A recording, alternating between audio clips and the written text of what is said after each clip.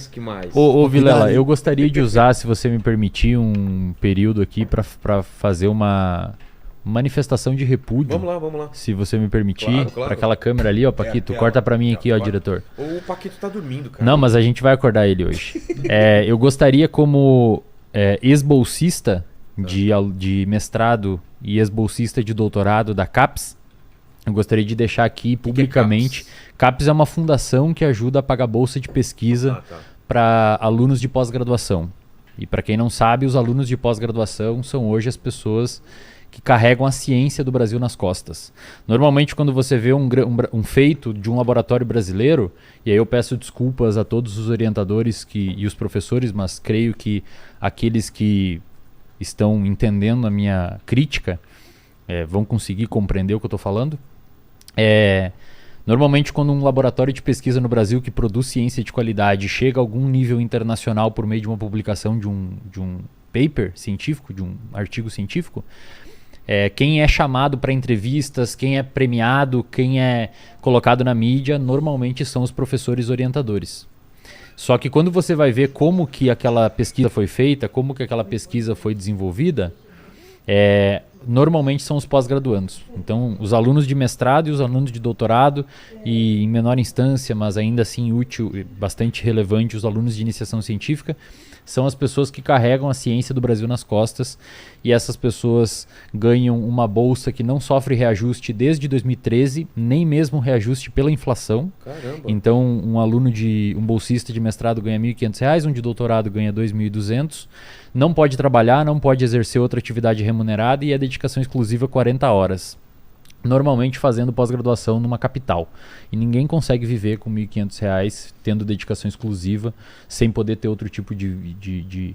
É muito difícil você conseguir se dedicar exclusivamente para uma pesquisa apenas com essa bolsa. E está ocorrendo um atraso no pagamento das bolsas CAPES, onde a gente tem aí vários alunos de mestrado e de doutorado que não estão recebendo as suas bolsas. Então fica aqui a minha nota de repúdio aí contra esse desmonte da ciência que tem sido feito no Brasil sistematicamente, principalmente depois de 2015 e 2016. Eu fui aluno, fui bolsista da CAPES, talvez se não fosse a bolsa da CAPES eu não teria achado a minha área, que é as neurociências, a minha área que é a psicologia, e então eu deixo aqui, faço questão de deixar público aqui a minha solidariedade aos alunos e a minha nota de repúdio, aí, o meu repúdio a qualquer tipo de instituição que esteja desvalorizando a ciência no Brasil. Eu acho que essas pessoas elas não entendem, e o grande público, talvez muitas das pessoas que estão assistindo aqui não entendem o processo científico e não entendem como que a ciência está embebido na vida das pessoas. Então, se você está assistindo isso por uma tela de computador, se você está assistindo isso por um smartphone, se você está assistindo isso por qualquer lugar, você só está conseguindo fazer isso por causa da ciência, porque algum pesquisador fez algum tipo de estudo e chegou nessa conclusão e foi possível criar uma tecnologia, ou foi possível criar um medicamento, ou foi possível criar qualquer coisa. Enquanto a gente não conseguir valorizar essa área de tecnologia e ciência no Brasil, a gente vai ser refém de países que valorizam ciência e tecnologia, como por exemplo os Estados Unidos e a China, tá? Além disso, eu gostaria também de agradecer, aproveitando esse ensejo, quando você me traz aqui, quando você traz outros divulgadores científicos, porque acredito que esse é um primeiro passo para a gente conseguir convencer os nossos governantes, convencer as instituições e principalmente convencer o grande público da importância da ciência, porque a gente só valoriza aquilo que você sabe quais são os benefícios na sua vida. Então, na medida em que você traz uma pessoa que permite um microfone para ela falar o que ela bem entender sobre um assunto, e essa pessoa tem algum tipo de conhecimento científico para passar para a população, é uma forma que indiretamente você está valorizando a ciência no Brasil, tá? Também quero aproveitar o espaço, já que o Musa ainda não chegou, se você permitir. Claro. Todas as pessoas que estão assistindo aqui, seja você um aluno, seja você um mestrando, seja você um doutorando, seja você um aluno de graduação, tente divulgar a ciência, tá? Tente divulgar a ciência do seu jeito. Quando você vai ver os divulgadores científicos na internet, existem diferentes tipos de divulgadores científicos. Porque na academia, Vilela, no mestrado, doutorado, professor, graduação, existe um preciosismo muito grande. Então tem algumas palavras que você não pode utilizar que pega mal. Por exemplo, se eu for um dia falar sobre colesterol, eu não posso, teoricamente, usar colesterol alto. Ah, não? É hipercolesterolemia o termo correto. E se você fala colesterol alto, muitos pesquisadores da área do colesterol vão achar feio, vão achar que você está cometendo um erro, você está cometendo um equívoco. Só que na medida quando você vai para o grande público fazer uma divulgação científica para a dona Ana, para o seu Carlos, para o Jorginho, para o cara que está ali assistindo um podcast e nos recomendados no lado no YouTube tá um outro podcast com uma ex-atriz pornô, com um cara que foi viajar para não sei aonde, com outro cara que foi preso, que são conteúdos extremamente novos e apelativos, o moleque que está em casa assistindo, que muitas vezes vai abrir um quadro de depressão, ansiedade ou qualquer tipo de transtorno na idade adulta e precisa ouvir e ter um acesso a uma informação de intervenção, ele não vai escutar o cara que falou hipercolesterolemia. Ele vai escutar o cara que falou colesterol alto. Então, se você for um divulgador científico, escolha, não tem problema se eventualmente você tirar o preciosismo do seu discurso, falar alguns termos que são mais persuasivos e tem uma jogada de marketing por trás para gerar thumb, para gerar clique, para gerar clique mesmo. É isso aí mesmo, cara. Tem que gerar clique mesmo, porque se você não fizer, a outra pessoa vai fazer. Então você tem que gerar clique mesmo, você tem que divulgar, tem que ser um pouco sensacionalista na sua divulgação, desde que você não passe uma informação incorreta, mas você pode tirar um pouco o preciosismo, porque as pessoas que você vai conseguir alcançar fazendo isso são as pessoas que de fato precisam desse conteúdo. Se você ficar sendo extremamente preciosista e se você ficar sendo extremamente organizado no seu discurso para não magoar o professor, o cara lá que publica paper na Nature, que publica paper na Science e não sabe ouvir colesterol alto porque tem que ser hipercolesterolemia, você vai estar falando para padre, você estava rezando missa para padre. Você não vai falar para quem precisa, você não vai falar para quem quer ouvir, para quem precisa ouvir você não vai furar a bolha. Porque ao lado de você tem uma ex-atriz pornô com um corte, com uma thumb falado que ele arrebentou o meu e-mail. E aí você vai fazer o quê? Você vai falar hipercolesterolemia, você acha que o cara vai clicar onde? Você tem que acessar de algum jeito, cara. Eu nunca tinha escutado esse termo. Você tem que acessar o cara de algum jeito. Mas então, existe o preconceito entre os pares? Assim, muito, cara. É uma merda, é uma bosta, cara. É academia, tanto é que o nicho dos pós-graduandos, tanto pela desvalorização da ciência, que não paga, não dão dinheiro, não nos ajudam, você tem que levar papel higiênico de casa para limpar a bancada com álcool porque não tem dinheiro para comprar papel toalha. Tanto por esse tipo de desvalorização da ciência do Brasil, esse desmanche na ciência do Brasil, além do fato de ter uma briga de ego muito grande, cara. E o nicho de pós-graduandos, tal qual o nicho de alunos de medicina, são os nichos que mais deprimem, cara. É uma inundação de depressão, uma inundação de ansiedade. Aí você desenvolve sua pesquisa, dá errado, porque o freezer menos 80 que você tinha que congelar a amostra queimou e as suas amostras de cérebro que você congelou lá foram perdidas e você tem que rodar todo o experimento de novo. Cara, é complicado, assim.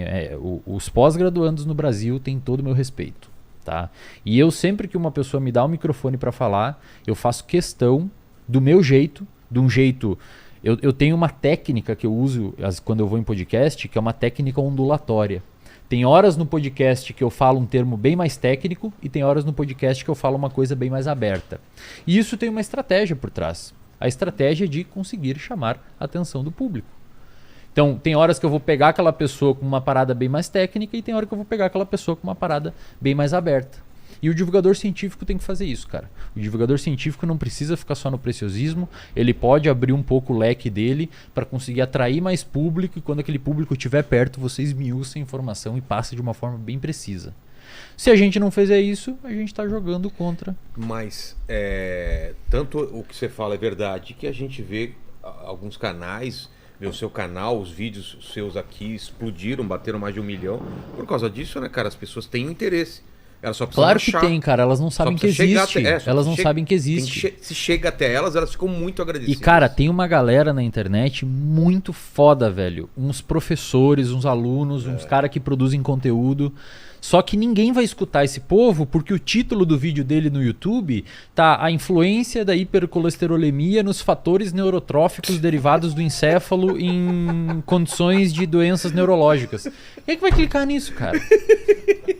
Você pode falar a mesma coisa falando assim, colesterol alto pode alterar a chance de você ter Alzheimer. E aí você vai lá e explica por quê. Porque muda algumas cascatas e tem alguns estudos que mostram associação. Ninguém sabe se é causal, mas parece que pode aumentar a chance. E aí você pelo menos mostra pra pessoa que não é uma boa ideia ter colesterol alto. O problema é que muita gente fica com medo. Aí tem gente que discute nos comentários falando, porra, isso daí tá errado, esse termo tá errado. Cara, enquanto isso acontecer no Brasil, vai continuar acontecendo isso que tá acontecendo. Bolsas sendo cortadas, cada vez mais pós-graduando e doutorando indo para fora do Brasil, e a gente vai ficar refém de países que produzem ciência. Mas isso que você alertou no começo do podcast... Eu só queria usar esse espaço para deixar claro a minha... Então, mas qual que é o caminho? É o governo? Cara, o caminho não é... O caminho é a educação, velho. Enquanto desde pequenininho... Não, mas esses reajustes, essas coisas... o governo tem que reajustar. O governo, né? Tem que ter verba para isso e priorizar isso. O problema é que não prioriza porque é um investimento a longo prazo. Você investe agora na ciência para colher o fruto daqui 20 anos, 30 anos. E é difícil você... Imagina só, sei lá, cara, o presidente, o Lula, o Bolsonaro, não vamos entrar em pauta de política aqui, mas imagina o governo chegar agora para a grande população e falar assim, bom, pessoal, vamos a partir de agora investir em ciência e tecnologia e aí para de falar um pouco de sei lá, de estradas, de... É foda, cara, porque o cara que vai... O cara não entende que se tiver mais ciência e tecnologia, daqui 20, 15 anos, 10 anos, o preço da gasolina fica mais barato no posto. Porque os caras descobriram uma nova forma de purificar, de extrair, uma tecnologia mais barata. A gente teve um programa aqui anteontem sobre agro, né? Foi. E a parte da tecnologia que o cara falou é absurdo. É absurdo, cara. O que a gente conseguiu... sabe, o salto na produção de alimento. Exato, Exato. Cara, é absurdo. Então, assim, eu sempre digo pra galera, ó... Divulgue, velho. Corta aqui pra mim, Paquito. Paquito tá viajando. Divulgue, cara. Divulgue, velho. Não tenha medo. Poste no seu Instagram, poste no seu YouTube. Fale de ciência, fale de artigo científico, fale da área que você domina. Se ampare em artigos científicos de qualidade, aprenda a metodologia científica, olha os papers, vê o que faz sentido e fala sobre.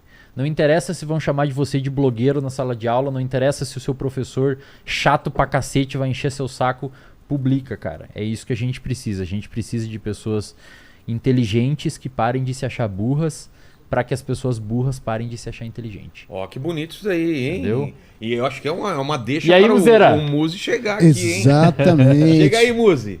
Pegou um trânsito hoje? Um trânsito? Pegou 10 trânsitos, né? Todo mundo que veio pra cá hoje reclamou do trânsito. Cara, tá foda o trânsito. O Muzi pegou hoje, todo cara. o trânsito Meu pra Deus ele, do não céu, deixou velho. pra uma